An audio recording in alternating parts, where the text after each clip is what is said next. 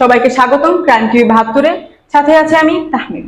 সাবেক প্রধানমন্ত্রী শেখ হাসিনার আদালত অবমাননার মামলায় এমিকাস কিউরি হিসাবে মশিউর জামানকে নিয়োগ দিয়েছেন। একজন এমিকাস কিউরি নিয়োগ দেন। আগামী 25 জুন এ মামলার শুনানির দিন নির্ধারণ করেছেন ট্রাইব্যুনাল।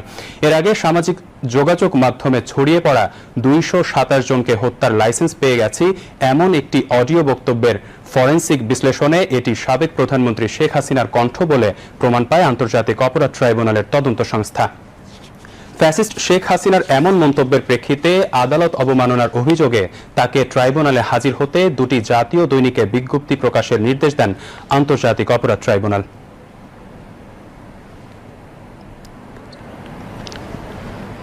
আইনের সঠিক ব্যাখ্যা গ্রহণের জন্য ট্রাইব্যুনাল আজকে একটি আদেশ জারি করেছেন। সেটি হলো ট্রাইব্যুনাল রুলসের 41 বিধি মোতাবেক একজন এমিকাস কিউরি নিয়োগ করেছেন এই মামলায় মতামত গ্রহণের জন্য এবং আদালতকে সহায়তা করার জন্য।